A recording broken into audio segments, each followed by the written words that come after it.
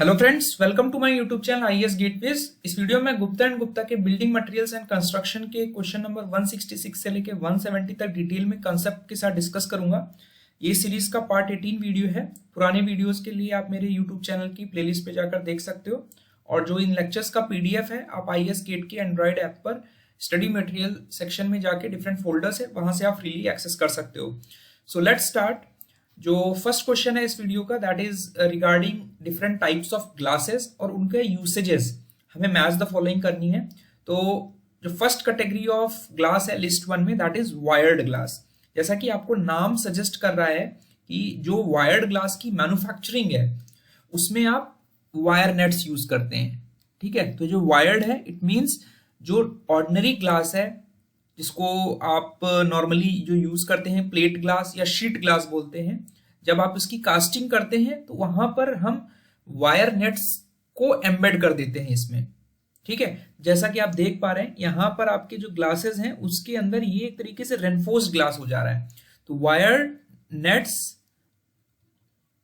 तो जो नेट्स हैं यहां पर आप ये वाले जो साइजेस देख पा रहे हैं, इनका जो साइज है, ठीक है, ये साइज रेंज जनरली वेरी करता है 0.46 से लेके 0.56 mm, यानी 50% ऑफ 1 mm। ठीक है, वो ये वायर शीट्स हम क्या करेंगे, अपनी शीट ग्लास के साथ एम्बेड कर देंगे। ठीक है, ड्यूरिंग द मैन्युफैक्चरिंग प्रोसेस। तो कास्टिंग के समय ये करेंगे तो होगा क्या, इसका सबसे अच्छा एडवांटेज जो होगा कि ये ग्लास फिर हमारा ब्रेक नहीं करता into pieces because it has been reinforced with the help of this netting। ठीक है, तो it does not broke into pieces। ये इसकी सबसे सिग्निफिकेंट प्रॉपर्टी बन जाती है आफ्टर दिस रेनफोर्समेंट। तो ब्रोक नहीं करेगा। दूसरा, जो इसका मेल्टिंग पॉइंट है वायर्ड ग्लास का, ये हमारा नॉर्मल जो आपका ग्लास है ऑर्डिनरी ग्लास के मेल्टिंग पॉइंट से ज्यादा रहेगा बिकॉज ऑफ दिस रेनफोर्समेंट। और जो मिनिमम थिकनेस हमारी वायर्ड ग्लास की है that has been considered as 6 mm। जो हमारी मैन्युफैक्चरिंग है उसमें हम 6 mm का मिनिमम ग्लास मैन्युफैक्चर करते हैं फॉर वायर्ड ग्लास। और because of this reinforcement this glass is used for fire resisting doors and Windows. ठीक है, बिकॉज इसकी रिफ्रैक्टरीनेस इंप्रूव हो जाती है, जिसकी वजह से हम जहां पर अपने डोर्स और विंडोज को fire resistance, fire prone areas में जब लगाते हैं तो वहां पे हम इन डोर्स का यूज कर सकते हैं। साथ ही साथ जो हमारे स्काई लाइट्स हैं और रूफ्स हैं, इनके बारे में मैंने पहले भी बात किया था, वहां पर भी हम इन ग्लासेस का यूज कर सकते हैं। ठीक है, एक स्पेशल टाइप का हमारा ग्लास आता है जिसको हम लोग वायर्ड रिफ्रैक्स ग्लास बोलते हैं, जिसकी सबसे इंपॉर्टेंट प्रॉपर्टी ये है कि it can transmit 100% of light. ठीक है, एंड जो रेजिस्टिंग प्रॉपर्टी है फायर की वो बहुत ज्यादा इंप्रूव हो जाती है। तो wired reflex is one of the wired glass का स्पेशल टाइप का ग्लास है। ठीक है, सेकेंड हमारा जो ग्लास की कैटेगरी है that is ground glass. Ground glass में बेसिकली क्या है, अगर हम सिंपल समझें तो हमारे पास जो प्लेट ग्लास है या ग्लास शीट है, ठीक है, उसमें हम क्या करते हैं, एक साइड के सरफेस को हम रफ कर देते हैं। ठीक है, रफ इस तरह करते हैं कि जो फिनिश है हमारी मैट फिनिश आ जाती है। मैट फिनिश आप सभी लोग जानते हैं। रफ एंड करके इसकी फिनिश जो है मैट फिनिश इस तरह कर देते हैं बाय प्रोसेस ऑफ ग्राइंडिंग। ठीक है, जो उसका सरफेस है उसको हम ग्राइंड करते हैं। ग्राइंडिंग प्रोसेस से इसका जब सरफेस रफ करके मैट फिनिश लाते हैं तो होता क्या है कि हमारा जो विजन होता है वो ऑब्स्क्योर्ड हो जाता है। यानी ऑब्स्क्योर्ड का मतलब है इधर से आप देखोगे तो ये नहीं दिखेगा दूसरे साइड क्या है, बट जो लाइट है वो हमारी ट्रांसमिट हो जाती है। ठीक है, तो हमारे पर्पस सॉल्व हो जाते हैं। मतलब अगर जहां पर आपको प्राइवेसी मेंटेन करनी है, ठीक है, यहाँ पे privacy is very very important, specially जो हमारे रेजिडेंशियल बिल्डिंग्स में जो बेडरूम्स हैं, टॉयलेट्स हैं, या कभी कभी ब्लैक बोर्ड्स बनाने हैं आपको, तो वहां पे एक ग्राउंड ग्लास हमारा यूज होता है। ठीक है, तो जनरली ऑर्नामेंटेशन भी करना है, टेबल ग्लासवेयर है, तो वहां पर आपके साइंटिफिक यूजेस हैं लेबोरेटरीज में, ऑप्टिक्स में, ठीक है। तो लेबोरेटरी ग्लासवेयर जैसे आप यहाँ पर देख पा रहे हैं कि this is an example of ground glass stoppers, जिसमें आप देख पा रहे हैं जो फिनिश है वो मैट फिनिश। आपने ऑब्जर्व किया होगा जो लेबोरेटरी में बॉटल्स वगैरह रखी होती है उनके जो स्टॉपर्स होते हैं वो ग्राउंड ग्लास के बने होते हैं, जिसमें हम बाहर के सरफेस को मैट फिनिश कर देते हैं, अंदर हमारा चिकना रहता है, ऊपर हमारा मैट फिनिश आ जाएगा। तो होगा क्या, बाहर से हम अंदर नहीं देख सकते क्या रखा है, ठीक है, और बट लाइट उस पर जाती रहती है। तो ऐसे ग्लासेस को हम ग्राउंड ग्लास बोलते हैं, ठीक है। तो मैच द फॉलोइंग में अगर आप देखेंगे तो wired glass is basically used in outside windows to resist fire and breakage, ठीक है। Ground glass is used where light is to be admitted but vision is to be obscured, obscured means it has to be prevented, ठीक है। Third category का जो glass है वो है हमारा फाइबर ग्लास, इसको हम फाइबर रेनफोर्स प्लास्टिक भी बोलते हैं, ठीक है, FRPs भी इनको हम बोलते हैं, which has the property of thermal insulation. Different types के जो फाइबर ग्लासेस अवेलेबल हैं हमारे पास वो हम लोग देख लेते हैं। It is a common type of fibre reinforce plastic, ठीक है, जिसमें हम क्या करते हैं, जो फाइबर्स हैं हमारे वो रैंडमली अरेंज्ड हैं और एक शीट में हमने फ्लैटन करके रखा हुआ है, and basically these are the thermosetic polymers. तो आपको फाइबर ग्लास से कंफ्यूज नहीं होना है, fibre and glass it means it is a composite material. इसमें पॉलीमर्स हैं डिफरेंट साइजेस के जो ग्लास के साथ हमारे इनबिल्ट है सिस्टम में, एक हमारे एनवायरमेंट में लैटाइस में इनबिल्ट है। तो ये जो मटेरियल है these are the composite material, इसी वजह से हम फाइबर ग्लास को glass reinforce plastic, glass fibre reinforce plastic भी कहते हैं, ठीक है। तो कभी कभी इसको हम ग्लास फाइबर भी कह लेते हैं, ठीक है, because the composite is also called fibre glass reinforce plastic, ठीक है। और इसी तरह similarly carbon fibre reinforce polymers होते हैं, जैसे ग्लास के साथ हमारा जो रेनफोर्समेंट है फाइबर्स का, उसी तरह कार्बन फाइबर रेनफोर्स पॉलीमर्स भी होते हैं, ठीक है। तो जो हमारे epoxy polyester resins, vinyl Easter resins, ये हमारे ग्लास के साथ हमारे कंपोजिट मटेरियल फॉर्म करते हैं। तो कुछ इस तरह हमारे पास जो ग्लास बन के आता है कुछ इस तरह आप देखने को मिल सकता है। तो यहाँ पर आप देखेंगे कि हमारा जो करेक्ट आंसर हो जाएगा फिर ऑप्शन डी हो जाएगा, ठीक है। जो फाइबर ग्लास है इसमें थर्मल इंसुलेशन की प्रॉपर्टी बहुत अच्छी होती है, ठीक है। तो करेक्ट आंसर हमारा ऑप्शन डी होगा। नेक्स्ट क्वेश्चन पे चलते हैं। हमें इसमें से इनकरेक्ट स्टेटमेंट आइडेंटिफाई करना है। First statement is regarding cullet. तो बेसिकली कलेट जो वर्ड है ये हमारा कॉलेट वर्ड से निकल कर आता है, which is basically the crust broken glass. Crust broken glass, जो आपके ग्लास जो हैं वो आपके वेस्ट हो गए हैं, उनको हम क्या करते हैं, क्रश कर लेते हैं, ठीक है, and they are again used for recycling, for manufacturing of different glasses, ठीक है। मतलब सिमिलर नेचर के जो ग्लास की कैटेगरी है उनको आप क्रश करके जो वेस्ट ग्लास है रखोगे, तो वो जो क्रश्ड ग्लास है, जो आपने वेस्ट ग्लास को कलेक्ट करके क्रश कर लिया, दैट इज बेसिकली द कलेट। फिर क्या करते हैं, इसको हम मेल्ट कर लेते हैं and it is being then used for manufacturing of new glass, ठीक है। बस इंपॉर्टेंट चीज ये है कि जो इनकी प्रॉपर्टीज है वही प्रॉपर्टीज आपकी निकलकर जो नया ग्लास होगा वो आएंगी, ठीक है। तो ये आपका एक इंपॉर्टेंट पॉइंट हो गया। तो ये स्टेटमेंट जो है ये करेक्ट है।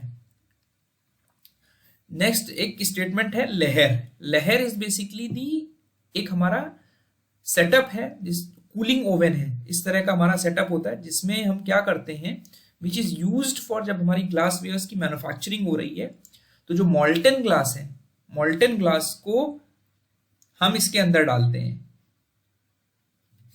ठीक है। डिफरेंट शेप्स, जिसमें जैसे सपोज बॉटल बनाना है तो मॉल्टन ग्लास जो होगा बॉटल फॉर्म में इसके अंदर जाएगा, and there is a temperature gradient.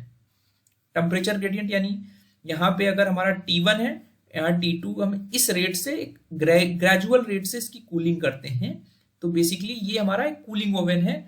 जब आर्टिकल बन जाता है तो इसके थ्रू हम पास करते हैं, ठीक है, सो दैट जो हमारी कूलिंग है वो ग्रेजुअल हो, सो दैट जो स्ट्रेसेस हैं वो बिल्डअप ना हो मटेरियल के अंदर। अदरवाइज जब मटेरियल यूज में आएगा तो इट विल हैव क्रैक्स, ठीक है। And this process is basically the annealing process, ठीक है, जो कि हम फ्लोट ग्लास की मैन्युफैक्चरिंग में यूज करते हैं।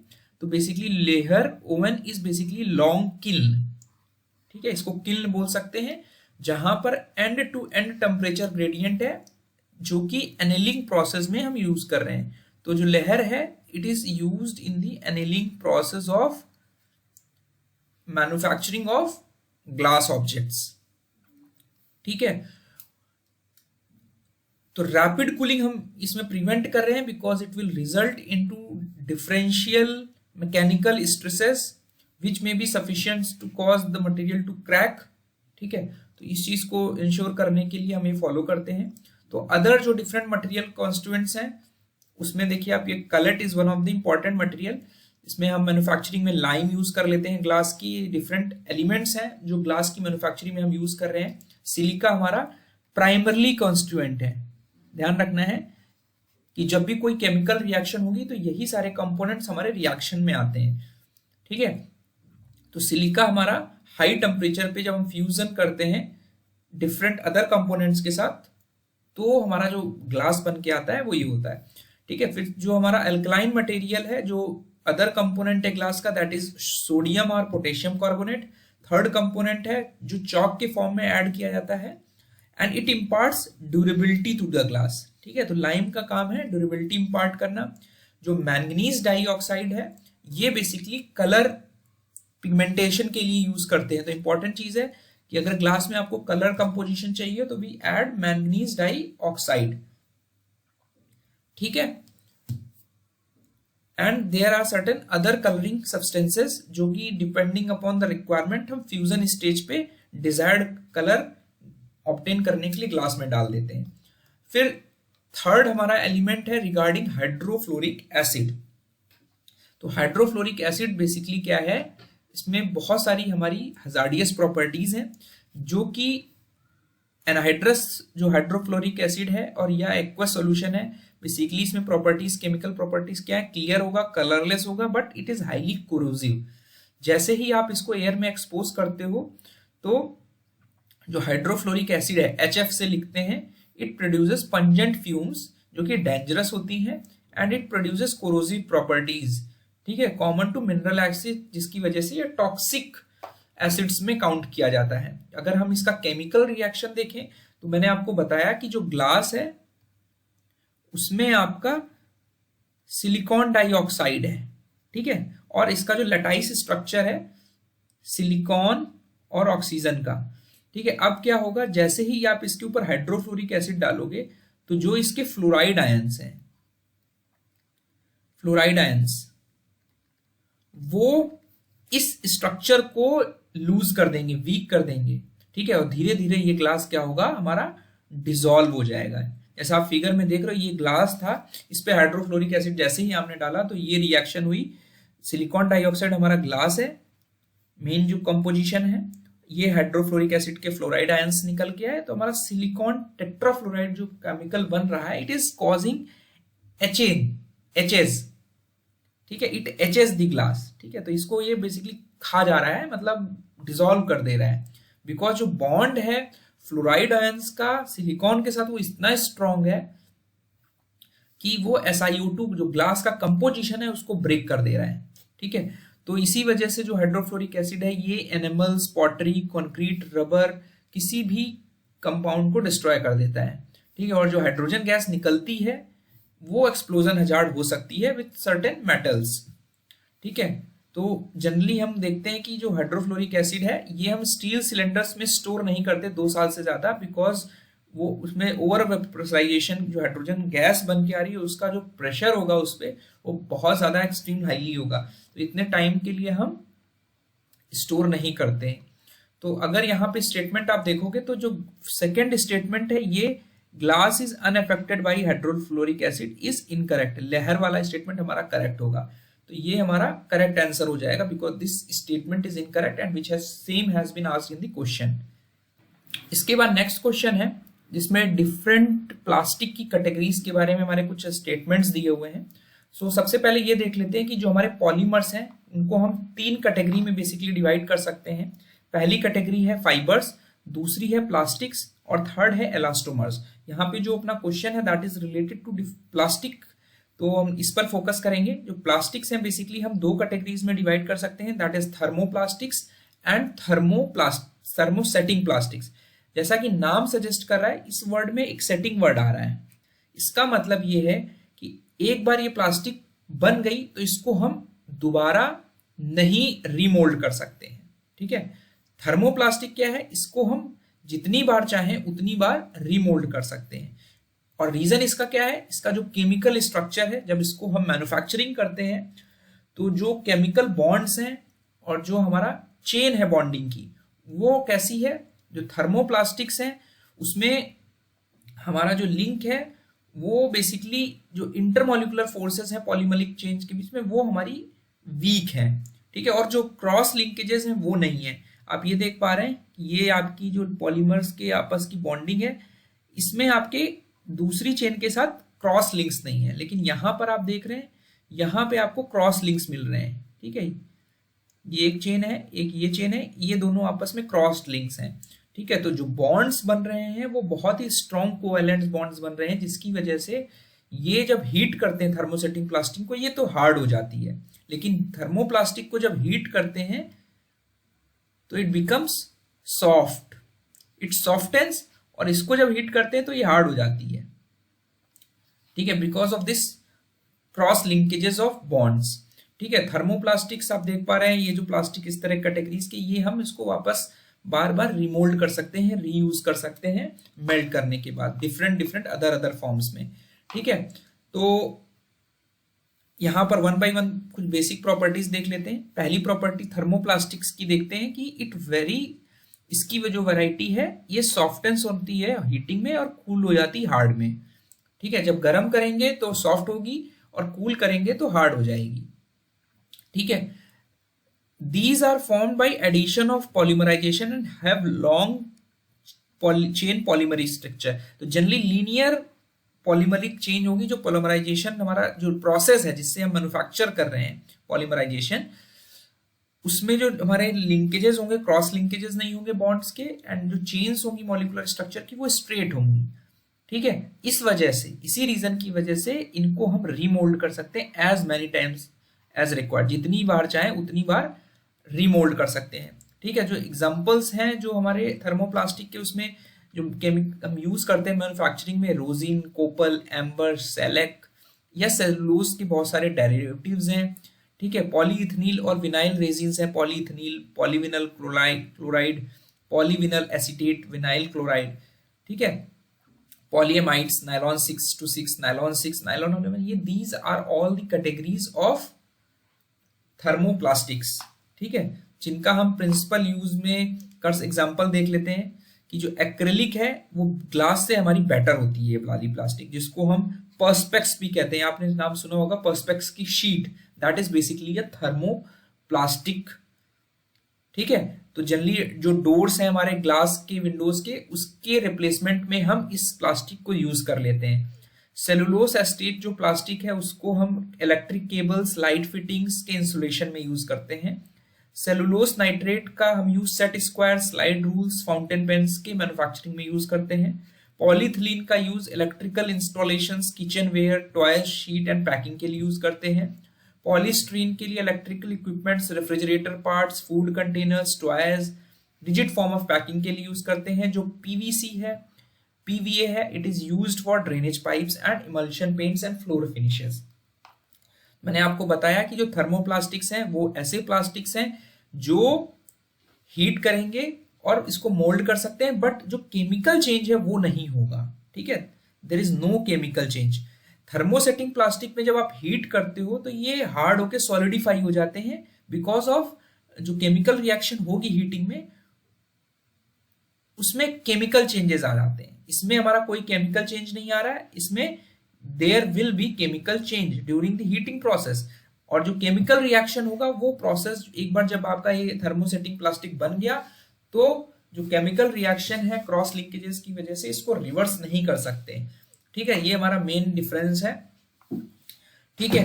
तो जो थर्मोसेटिंग प्लास्टिक है मैंने आपको बताया it can not be reused, ठीक है, it can not be reused. हाँ, they require great pressure and momentary heat during moulding and finally get hardened on cooling, ये दूसरी प्रॉपर्टी हो गई। थर्ड प्रॉपर्टी ये है कि जो केमिकल रिएक्शन हो रहा है वो जिस प्रोसेस के थ्रू इसकी हम मैन्युफैक्चरिंग कर रहे हैं वो रिवर्सिबल नहीं है। एक बार वो सॉलिडिफाई हो गया तो वो सॉफ्टन नहीं होगा, जब हम हीट करेंगे तो it will become more harden because of chemical changes. ठीक है, स्ट्रॉन्ग कोवेलेंट बॉन्ड्स होंगे इसमें, during polymerisation retaining strength even on heating under prolong heating, अगर इसको लगातार हीट करते रहेंगे तो ये चेयरिंग से बेसिकली जल जाएंगे। आपने इस तरह के स्विचेस जो प्लग्स होंगे देखे होंगे, इसको हीट करोगे तो इट विल नॉट मेल्ट, ये बेसिकली चेयर हो जाएगा, मतलब जल जाएगा हीट होके। तो they are hard strong and brittle plastics. ठीक है, एग्जाम्पल के तौर पे आप देखोगे जो थर्मोसेटिक रीजन्स हैं, फेनोलिक रीजन्स या फेनोप्लास्ट जिसको बैकेलाइट भी बोलते हैं, अमीनो रेजिन्स हो गए, पॉलिस्टर रेजिन्स हो गए, इपॉक्सी रेजिन्स हो गए।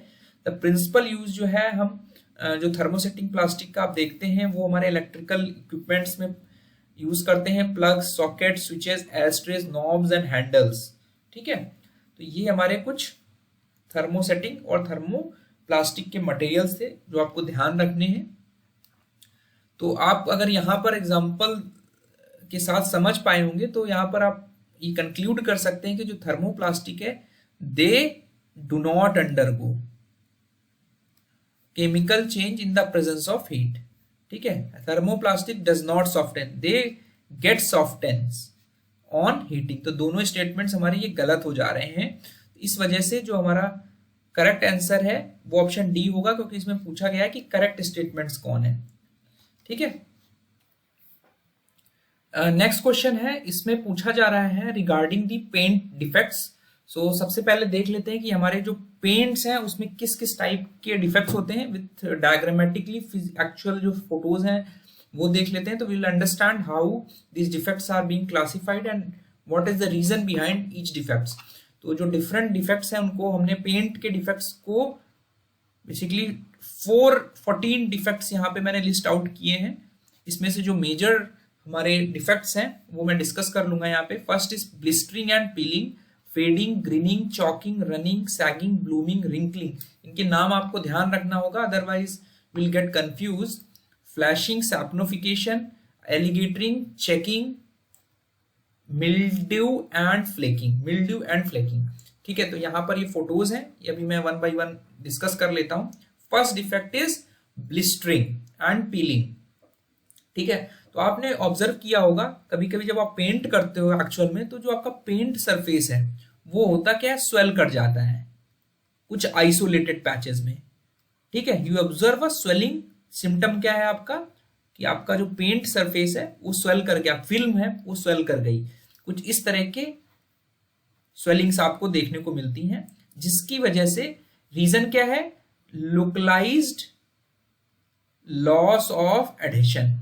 जो कॉन्टेक्ट सरफेस है, जो मतलब पेंट है, जो वो अपना जो सरफेस है पेंटेड सरफेस उसको छोड़ दे रहा है। ठीक है,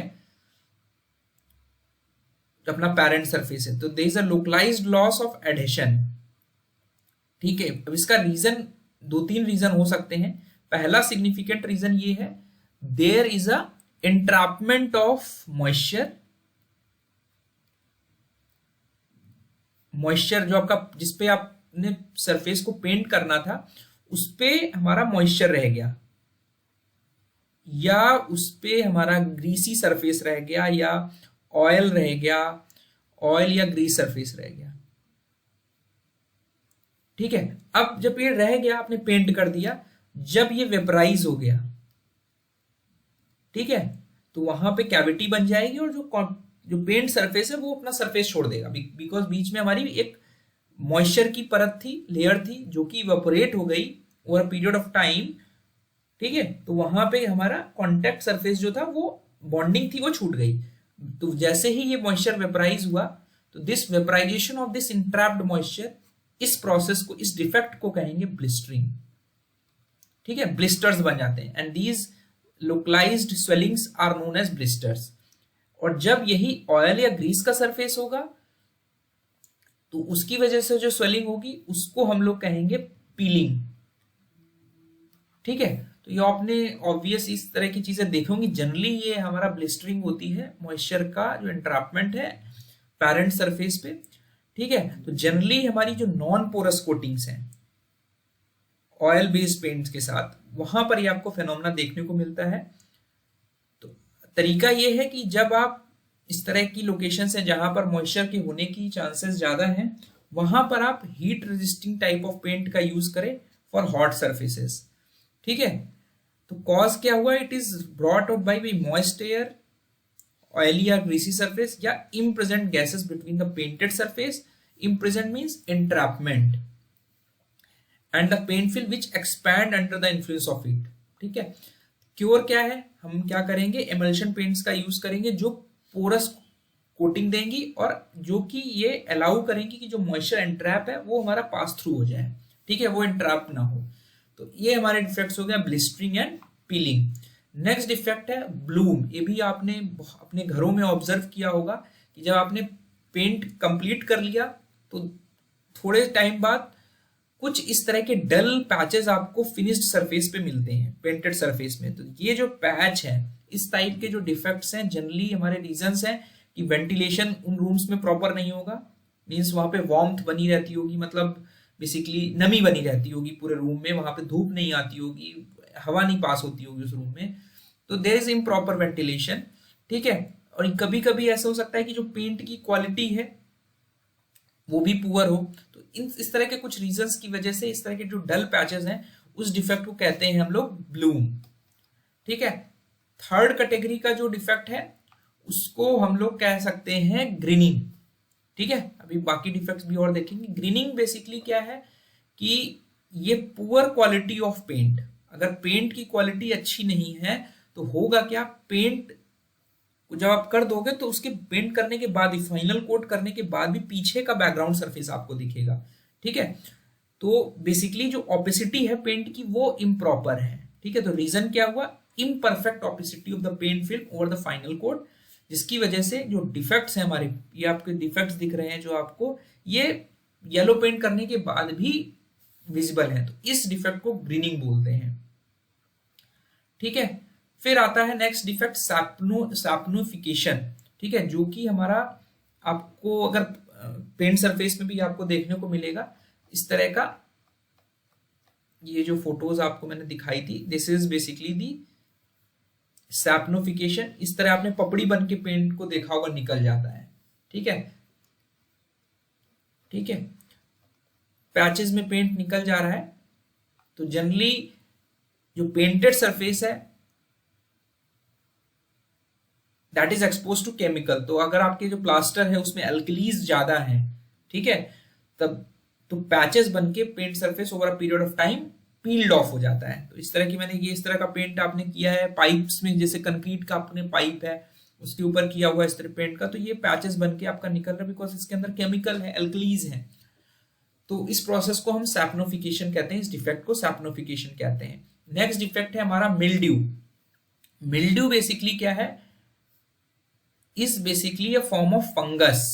ठीक है, मिल्ड्यू बेसिकली फंगस के नाम को हम कह रहे हैं मिल्ड्यू, जो कि पेंटेड सरफेस के ऊपर ग्रू करती है जब उस रूम में, उस पर्टिकुलर एटमॉस्फेयर में, एम्बियंस में वार्मथ, मॉइस्ट और डार्क प्लेसेस, जो आपके रूम्स होंगे जहां पे लाइट नहीं होती होगी, मॉइस्चर नमी रहता होगा, जनरली बाथरूम से जो अटैच्ड वॉल होगी, ठीक है, वार्मथ रहेगी, तो वहां पे फंगस ग्रो कर जाता है, रैपिडली ग्रो करता है। तो आपको इस तरह के ग्रे कलर्ड के पैचेस देखने को मिलेंगे जो कि पेंट कोट के बॉन्ड को इफेक्ट करते हैं। इस तरह का जैसे ही सरफेस आएगा तो जो बॉन्डिंग है पेंट की आपके पैरेंट सरफेस के साथ वो डिटोरेट होती है और ओवर पीरियड ऑफ टाइम वो पेंट खराब हो जाता है।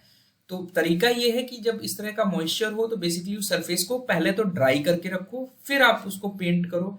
तो अगर ये हो गया मिल्ड्यू तो करना क्या है, आपको पूरे सरफेस को वॉश कर देना है with the solution of bleach, otherwise ये ग्रोथ रुकेगी नहीं। तो इस तरह के डिफेक्ट्स को हम लोग मिल्ड्यू बोलते हैं।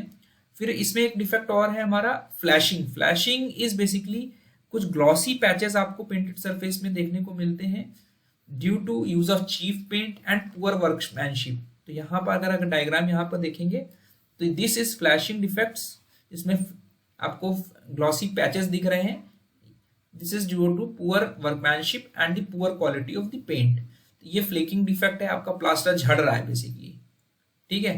सैगिंग डिफेक्ट्स मींस आपका जो पेंट है बेसिकली इस तरह का फ्लो करने लग रहा है, कहीं पे आपका जो पेंट है बहुत ज्यादा थिक है, ठीक है, तो वो फ्लो करने लगेगा, ठीक है। दिस इज फेडिंग डिफेक्ट, जिसमें आपका जो पेंट सरफेस है वो फेड हो जा रहा है, ठीक है। दिस इज बेसिकली इस तरह के आपको पेंटेड सरफेस में इस तरह के रनिंग डिफेक्ट्स मिल रहे हैं, ठीक है। तो ये कुछ बेसिकली डिफेक्ट्स थे। अब आते हैं जो क्वेश्चन था कि which of the following defect is caused by vaporisation of entrapped moisture और solvents in a payment surface, तो that is basically blistering. Cissing जो है this is basically not covered and it has not been covered as a type of defects in painted surface, ठीक है। तो next question पे चलते हैं। This is regarding the extenders in the paints. तो extenders जैसा कि आपको नाम सजेस्ट कर रहे हैं, ये बेसिकली हमारे मॉडिफायर्स भी बोल सकते हो आप इनको, या इनर्ट फिलर भी बोल सकते हो। These are the modifiers, extenders are the fillers. इनको हमने बोला इनर्ट। तो इनर्ट हम क्यों कह रहे हैं? इनर्ट इसलिए कह रहे हैं because they do not affect the properties, major properties of the, chemically reactive नहीं होते ये, these are not chemically reactive, कोई केमिकल रिएक्शन नहीं करेंगे जो हमारा जो पेंट का कंपोजिशन है उसके साथ। तो basically these are finely grounded natural materials, ठीक है, नेचुरल मटेरियल्स हैं जो कि पेंट तक को अफेक्ट नहीं करेंगे, कलर के पेंट पे कोई अफेक्ट नहीं होगा, तो it is incorrect. Drying because they are not doing any chemical reaction with the composition of paint, so they do not accelerate the process of drying, they do not reduce the viscosity, बस क्या करते हैं ये certain कुछ properties adjust करते हैं, जैसे कि they ease out the application of paint, कि हम कितनी आसानी से पेंट को अप्लाई कर सकते हैं, adhesion of पेंट को improve करते हैं, give body to the paint, body to the paint का मतलब ये है कि ये पेंट की वॉल्यूम को बढ़ाते हैं और वॉल्यूम इंक्रीज करेंगे, हमारा वॉल्यूमिनस हो जाता है पेंट, और तो होगा क्या, जब वॉल्यूम बढ़ेगी तो वेट हमारा रिड्यूस कर देते हैं। It increases the hardness of the paint film, ठीक है, पेंट फिल्म की हार्डनेस को इंक्रीज कर देते हैं, ठीक है। तो basically it is a chief inert pigment जो कि हम पेंट में क्यों डाल रहे हैं, उसकी कॉस्ट को रिड्यूस करने के लिए, वेट मॉडिफाई कर रहा है, ड्यूरेबिलिटी बढ़ा रहा है। तो जो commonly adopted inert filler materials हैं that also called extenders are barium sulphate. सबसे जो कॉमनली यूज्ड एक्सटेंडर है that is barium sulphate and lithophone, silicates of magnesium और एल्यूमिनियम एंड जिप्सम, ठीक है। व्हीकल बेसिकली बाइंडर होता है जो हमारे पेंट्स में यूज करते हैं। एग्जांपल के तौर पे जो व्हीकल्स अवेलेबल हैं, लिंसीड ऑयल, टंग oil, Poppy oil, nut oil. तो ये ध्यान रखना है कि व्हीकल्स की हेल्प से हम पेंट को थिन लेयर्स में स्प्रेड कर सकते हैं इवनली, ठीक है। और साथ ही साथ व्हीकल जो है डिफरेंट जो पेंट के इंग्रेडिएंट्स हैं उनको आपस में बांध के रखता है, तो व्हीकल इसी वजह से बाइंडर होता है, ठीक है। कलरिंग पिगमेंट्स जो है ये हमारे पेंट्स में हम डालते हैं तो impart desired colour to the paint. Thinner basically क्या है, सॉल्वेंट है जो हमारी पेंट की वर्केबिलिटी को इंक्रीज कर रहा है and it reduces the viscosity, ठीक है। तो जो सॉल्वेंट या थिनर है ये thins the consistency of paints and evaporates after the paint film has been applied, मतलब पतला कर देगा और देन जब पेंट सरफेस पे अप्लाई हो जाएगा तो इट इवेपोरेट्स, तो इट रिड्यूसेस द विस्कोसिटी। तो ये हमारा सॉल्वेंट्स या थिनर्स करते हैं, ठीक है। ये हमारे कलर पिगमेंट्स होते हैं वो करते हैं, ठीक है। तो हमारा जो करेक्ट आंसर होगा वो ऑप्शन डी होगा। आई होप मेरा वीडियो आपको पसंद आया होगा। Thank you and all the best.